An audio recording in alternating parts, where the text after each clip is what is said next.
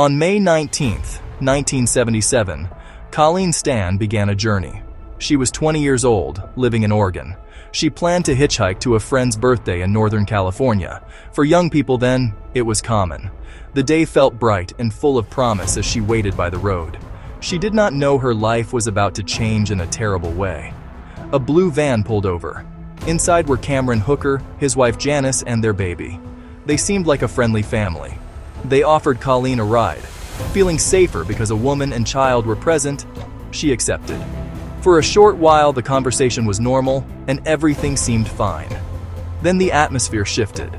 Cameron pulled onto a quiet, secluded lane and stopped. The friendly facade crumbled. Cameron threatened Colleen with a knife and restrained her. Colleen understood she was in grave danger. The normal world vanished. She was now a captive. They drove her to their small, unassuming home in Red Bluff, California. Inside, they began control and intimidation, taking her identity, her freedom, leaving her isolated and far from home. Her family would soon report her missing. For now, she was alone with her captors. Once inside, Cameron revealed the full extent of his cruelty. He constructed a coffin-like box designed to slide beneath their waterbed, narrow, dark, with almost no room to move. He forced Colleen inside for long stretches, up to 23 hours a day. Total isolation, sensory deprivation.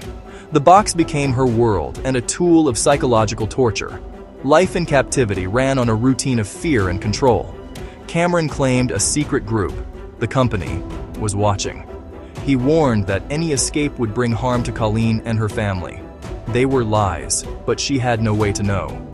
Fear became the lock of her invisible prison. He subjected her to physical and sexual assault and used torture to enforce control.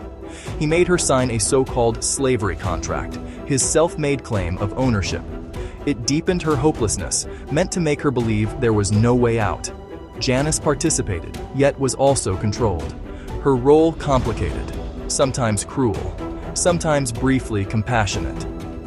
Colleen's life became a repeating cycle of pain and fear. After about 3 years mostly in the box, Cameron changed the rules. He let her out for longer periods, giving her tasks and chores. She even helped care for the children and worked in the yard. A taste of outside became another form of control and a test of obedience.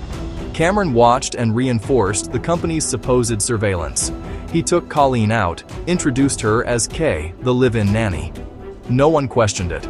She visited her family once but revealed nothing, convinced speaking up would endanger them. His control was so complete, he let her work as a hotel maid, interacting with people yet remaining a prisoner. The fear of the company stayed in her mind. Asking for help felt deadly. Her prison became psychological, chains of terror and manipulation. Through it all, she showed resilience, holding on to a small part of herself. In small routines and quiet moments, she found ways to endure. She thought of her family and hoped things might change. Her survival became a quiet act of defiance. She lived in the shadows, but the darkness did not extinguish her. In 1984, the foundation of Cameron's control began to crack. Janice had lived with fear and guilt for 7 years, and endured his abuse too. She sought a way out, for herself and for Colleen. She told her minister that her husband was keeping another woman as a slave. It was the first step toward truth. Urged to go to police, Janice still feared Cameron. Instead, she told Colleen the terrifying secret. The company never existed. It was a story to control them. For Colleen, it felt like waking from a long, terrible dream. Invisible walls crumbled. Freedom felt real for the first time. With Janice's help, Colleen escaped and went home to her family. After 7 years, they were overjoyed and shocked. Her return felt like a miracle. But it also began a difficult chapter, explaining the ordeal and starting the long journey to heal. Months later, Janice went to police, told everything: kidnapping, years of captivity and abuse. Cameron was arrested. Janice received immunity in exchange for testifying. The legal process had begun. The trial of Cameron Hooker was difficult and public. The details shocked the nation. The court heard about the box and the so-called slavery contract. Colleen relived her trauma on the stand. Janice described her role and Cameron's control. Though the defense claimed Colleen stayed willingly, the evidence of coercion was overwhelming. The jury found him guilty: kidnapping, rape, and more. He was sentenced to 104 years in prison. With justice, Colleen could begin moving forward. She rebuilt her life in privacy, step by step. She earned an accounting degree, graduated, married, raised a daughter, and found normalcy. Her strength and resilience shone as she chose to live, and live well. Her case informed public understanding and law enforcement training about coercion and psychological manipulation. Colleen later shared her story to help others.